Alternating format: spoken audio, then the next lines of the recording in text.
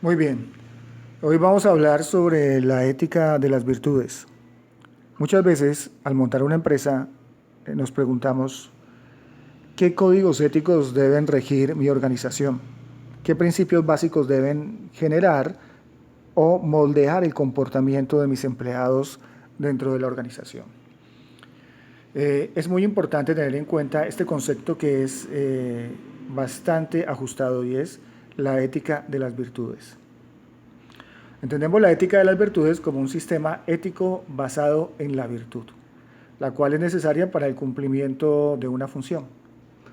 Cuando usted monta una empresa, usted tomó la decisión de montar una organización, una empresa cualquiera, esa empresa tiene como misión ofrecer un bien o un servicio. Cuando la empresa ofrece un bien, pues está ofreciendo un producto para que cumpla una función. Cuando ofrece un servicio, en sí está cumpliendo una función. Entonces, si nos fundamentamos en esta ética de las virtudes, dice que la virtud es fundamental para el cumplimiento de una función. Cuando nosotros ofrecemos un producto o un servicio, ese servicio, si queremos estar en un marco ético, debe ser virtuoso. Es decir, es un servicio que ayude al bienestar de las demás personas. Lo mismo si ofrecemos un producto. Si ofrecemos un producto, ese producto tiene que ser virtuoso o permitir hacer cosas virtuosas con el mismo. Son aspectos que son determinantes si queremos estar dentro de este marco de la ética de las virtudes. El propósito de la ética de las virtudes es que las relaciones se basen en el bienestar mutuo, el cual surge de las virtudes del hombre. Yo monto una empresa para mi bienestar, soy empresario, quiero ganar dinero, quiero hacerlo de manera honesta. Usted dice, voy a conseguir dinero aunque me toque trabajar. Así me toque trabajar, voy a conseguir dinero. Estoy dispuesto a hacer todo lo que sea para conseguir dinero, incluso trabajar. Muy bien, tú generas una empresa con un propósito que es la generación de dinero. Pero si tú generas una empresa con ética, esa generación de dinero tiene que tener una contraprestación a la comunidad, al consumidor, a la sociedad o al país. ¿Y cuál es? La generación de un bienestar. ¿Y cómo se genera ese bienestar? A través de la virtuosidad de lo que tú ofreces. Es decir, que el bien o servicio que tú ofrezcas sea un producto bueno, que genere bienestar. ¿Por qué? Porque un hombre virtuoso es un hombre feliz. Si tú eres virtuoso, eres feliz, y si tu empresa genera servicios virtuosos, genera un impacto virtuoso en la comunidad, tu empresa es feliz. Y las personas que reciben ese servicio también son personas felices.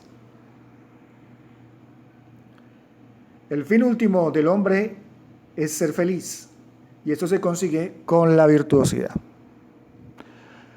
Muchas veces entendemos que nosotros nacemos con una misión y nos han vendido una falsa ilusión diciendo que el éxito del hombre es tener dinero, tener un carro último modelo, tener cuenta en el banco. Ese tipo de cosas a algunos les generará felicidad, pero no a todo el mundo, porque cada persona tiene unas necesidades emocionales diferentes. El problema se presenta cuando tú intentas satisfacer o buscar la felicidad satisfaciendo las necesidades emocionales de los demás. Si tú te crees el modelo que ser feliz es tener dinero, estás equivocado. Si tú te crees el modelo que ser feliz es tener un carro último modelo, puede que estés equivocado. Si el corazón no te dice de verdad que es lo que necesitas, posiblemente estés equivocado. Y a veces nos frustramos porque no nos damos cuenta que estamos donde estamos porque eso es lo que queremos, ¿no? Asimismo, cuando tú montas una empresa, tienes que entender que el fin único de la empresa no es solamente conseguir dinero, sino generar bienestar a la organización. Todo hombre posee virtudes que le permiten cumplir con sus funciones. Todos tenemos un papel dentro de la empresa y un papel dentro de la vida. Estamos aquí con un propósito específico, ¿cierto? Y para cumplir con ese propósito específico e ideal, tenemos virtudes. pero también poseemos vicios que impiden el óptimo cumplimiento de sus deberes. Cuando nuestros vicios son superiores a nuestras virtudes, no nos convertimos en personas que aporten a la sociedad, sino que contribuimos a la destrucción de la sociedad. Lo mismo pasa con nuestros emprendimientos, con nuestras empresas. Cuando somos seres individuales y no tenemos empresa, todo lo que hagamos o todo lo que dejemos de hacer impacta nuestro entorno. Pero así también, cuando tenemos empresa, el impacto que nosotros generamos sobre el entorno se multiplica por 10, por 20 o por 30, dependiendo de la empresa. Y si es un impacto virtuoso, también se va a multiplicar tanto como si fuese un impacto vicioso. Cuando hablamos de virtud, podemos decir que es una disposición de la persona para obrar de acuerdo con determinados proyectos ideales como el bien, la verdad, la justicia y la belleza. Entendiéndose la belleza no solamente la belleza física, sino como la armonía, ¿no? La virtud se opone al vicio y tiene gran importancia para la vida ética.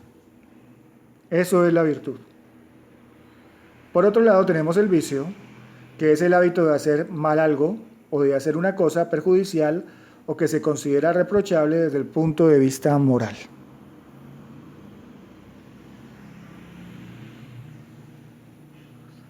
Según Aristóteles, las virtudes más grandes son aquellas que más utilidad reportan a otras personas. Tenemos algunas virtudes básicas que, por ejemplo, pueden ser: yo soy virtuoso porque soy ordenado, porque soy comprensivo, ¿ya? Porque soy respetuoso. Pero hay unas virtudes superiores que son todas aquellas que están enfocadas en conseguir que la gente se sienta mejor, esté bien. Cuando hacemos las cosas de corazón y enfocadas únicamente en el bienestar de las personas, estamos hablando de las virtudes superiores, las virtudes superiores.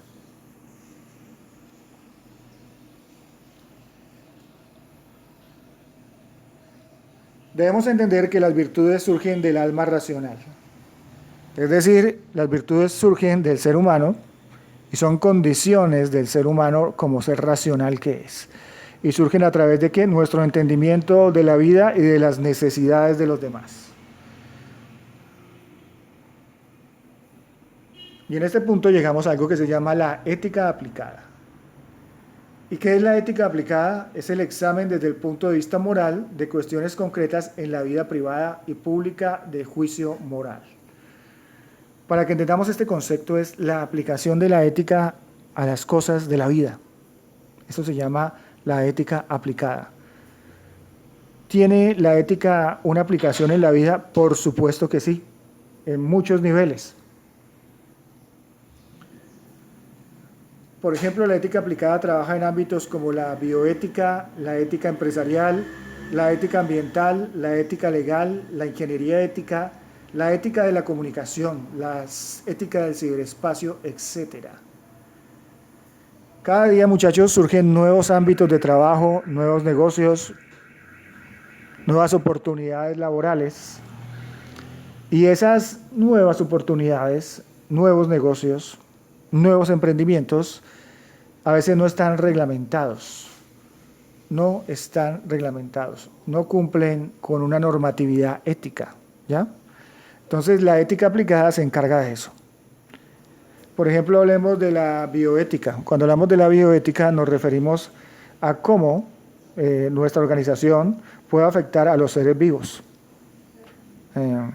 Hay la ética ambientalista, pero hablemos de la bioética. Como por ejemplo para el desarrollo de cosméticos se utilizan o se hacen pruebas en animales, ¿ya? Como para la producción de alimento se martirizan animales, como para la producción de drogas y medicamentos se enferman animales. Ese tipo de cosas es tocada por la ética aplicada, ¿no?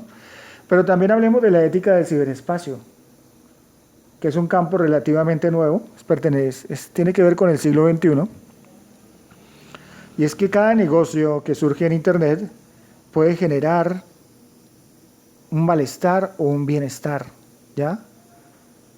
El Internet es un arma, si lo utilizamos como un arma o es un gran bien. Entonces hay que estar normativizando todo este tipo de situaciones nuevas que se van presentando a través de la ética aplicada, ¿no? Las organizaciones están dirigiendo su atención a las cuestiones éticas. Las empresas tienen un código de ética para sus empleados. Cuando ustedes tengan empresa, también tienen que tenerlo. Sin embargo, mientras haya objetivos en conflicto y la oportunidad de que la gente haga juicios, habrá fallas éticas. Para aliviar un tanto la presión sobre los empleados que encaran problemas éticos, y acaso para reducir la frecuencia y gravedad de estos problemas, las organizaciones han tomado varias medidas. Nuestra organización está quebrantando, tenemos que preguntarnos, ¿nuestra organización está quebrantando los códigos éticos? Y si los está quebrantando, tenemos que tomar medidas, ¿no? Miremos algunas de las medidas que podríamos tomar o que se están tomando para que las empresas respeten los códigos éticos. Primero, comunicar claramente las normas éticas y las expectativas de la organización mediante capacitación inicial y frecuente, recordatorios y actualizaciones. Es decir, todas las empresas, así como la nuestra, deben estar constantemente hablándole a los empleados de los códigos éticos de la organización. Segundo, asegurar que los requerimientos de empleados en términos de metas, cuotas y plazos sean razonables. En algunas ocasiones, hacemos que nuestros empleados se sometan a metas o cumplir objetivos que son difíciles de cumplir, y a veces la forma más fácil de hacer las cosas difíciles es hacerlas mal hechas. Si por ejemplo alguien tiene una meta muy alta para vender y no la puede cumplir, puede empezar a mentirle a los clientes para poder que compren su producto. Eso está generando un fallo ético, pero en el fondo tenemos que entender que nosotros hemos empujado a ese empleado a cometer ese fallo. No debemos juzgarlo, sino por el contrario tenemos que entender qué está llevando a ese empleado a tener ese fallo ético. También es importante que las empresas creen un puesto de alto nivel, ¿ya? Un ejecutivo responsable de la ética. Si su empresa es muy pequeña, usted tiene que ser la persona encargada de la parte de la ética, ¿cierto? Ok. Y expresar también reconocimiento a la conducta ética extraordinaria y actuar con decisión en las violaciones de la ética. Entonces, que alguien se porta de manera ética, si es una persona que cumple con toda la normatividad ética, tenemos que reconocerlo. Y también cuando se esté incumpliendo la normatividad ética, no hacernos los de la vista gorda porque la persona está vendiendo o hace otras cosas. Tenemos que actuar de manera inmediata. Muchas veces tenemos interrogantes, pero bueno, yo no sé, no tengo claro si mi empresa cumple con las normas éticas o no, ¿ya? ¿Es ético hacer lo que está haciendo mi empresa? Existen métodos muy interesantes que nos pueden servir de guía, ¿no? Que son importantes, aunque ante todo es bueno consultar al entorno, a las demás empresas, a las que se encargan de vigilar esos procesos éticos. Hablemos del deductivismo, que me parece muy interesante. Consiste en aplicar cualquier tipo de principios morales que se tengan a mano a los casos concretos, ya que considera a los casos concretos como una particularización de los principios generales. En la vida se nos presentan muchos casos concretos, situaciones concretas que no nos esperábamos y no sabemos cómo actuar, ¿no? Se nos presenta un dilema ético. Un dilema ético. Una persona muy pobre compró una ropa interior, se la llevó, no le quedaba buena y vino para que le hiciéramos cambio. ¿Qué hago? ¿Le hago cambio? ¿No le hago cambio? Es una persona muy pobre, pero es que sí es correcto hacer un cambio de ropa interior. Ese es un caso muy concreto. Para poder solucionar ese caso tan concreto tenemos que ir a los términos generales. De pronto, si yo busco en mi empresa el manual de funciones, en ninguna parte dice, vea, cuando una persona compre una ropa interior no se la puede cambiar. Entonces, en ese caso, ¿qué debo hacer para solucionar ese problema? Pues lo que tengo que hacer es simplemente ir a las normas generales y entender que si las normas generales me permiten o no hacer ese cambio, ¿ya? Si una de las normas generales dice que, por ejemplo, no se puede cambiar ropa cuando, por ejemplo, la ropa cambiarla pueda generar un riesgo en la salud de las personas. Pues ahí concretamente no me está diciendo que no puedo cambiar ropa interior, pero yo puedo deducir de que no debo cambiar la ropa interior, ¿no? Para entender esto, pues hay un modelo que se llama el silogismo práctico, que cuenta con dos niveles, que es un momento universal constituido por principios universales y axiomáticos, y un momento particular en el que se entran en juego las razones concretas, siendo la conclusión la aplicación. Muy bien, no nos dejemos confundir por esto no es tan complicado. Lo que queremos decir con esto es que simplemente, cuando hablemos del deductivismo, nos damos cuenta que hay unas normas generales que contemplan ciertos aspectos, pero que no pueden contemplar todas las situaciones que se presenten. Y por otro lado hay una situación concreta, inesperada, y no sabemos o no tenemos un manual de cómo actuar en ese caso. Entonces, ¿qué es lo que tenemos que hacer? Deducir de las normas generales cómo actuar en este caso particular. El juicio moral particular está justificado si se deduce, lógicamente, de los principios generales profesados por el sujeto. Muy bien, entonces aquí lo que hacemos es partir de una premisa, de algo inicial, de un principio, para llegar a una conclusión lógica.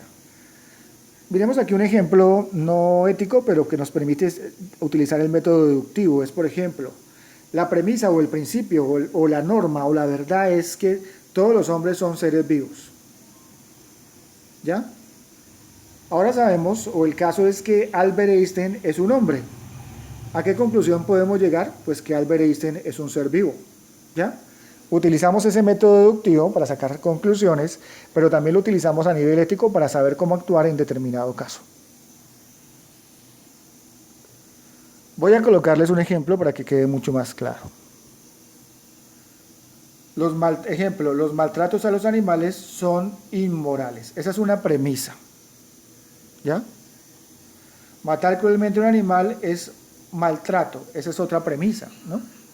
Por lo tanto, los actos realizados para matar cruelmente a un animal son inmorales. Esa es la conclusión. Entonces, cuando a usted se le presenta una situación en donde usted no sabe qué hacer y no está su jefe, y no lo puede consultar ni nada, usted tiene que ir a la premisa superior, relacionarla con la inferior y tomar una decisión concluyente, que vaya en armonía con la premisa superior. Muy bien, es algo muy sencillo y se puede aplicar a muchos aspectos en la vida. Por otro lado, tenemos el inductivismo. Se caracteriza por utilizar máximas, es decir, modos de actuar establecidos también, criterios sabios y prudentes de actuación práctica. La justificación inductiva procede de los casos particulares y de los consensos morales. Al establecimiento de máximas generales que posteriormente servirán como guías orientadoras del análisis de casos análogos a los casos originales o paradigmáticos. No se asusten por esta conclusión, ahorita lo explicamos. Para el inductivista, estas máximas generales son derivadas de la experiencia. Los nuevos casos conducen a la revisión y refinamiento de las normas generales que no son estáticas y absolutas. Cuando se nos presenta un caso y no sabemos qué manejar, lo que podemos hacer es revisar casos parecidos y ver cómo se actuó en esos casos. Cuando decimos por la vida hasta la vida misma, estamos diciendo que la vida es lo más importante. Es lo más importante. ¿Cierto? Entonces se presentó una situación donde se tenía que cometer algo que no se debía hacer para salvar una vida y se llegó a la conclusión de que eso se hizo. ¿Ya? ¿Por qué? Para cumplir esta premisa. Si a usted se le presenta una situación parecida o similar, usted puede fundamentarse en ese comportamiento para tomar sus propias decisiones. ¿Por qué? Porque la vida es lo más importante. Vamos a ver otro ejemplo y con eso queda mucho más entendible. El paciente X ha tenido un resultado positivo en la prueba de anticuerpos al VIH, es decir, tiene SIDA. Es un hombre casado que se ha infectado en una aventura extraconyugal en un viaje de negocios y se niega a informar a su esposa de su seropositividad.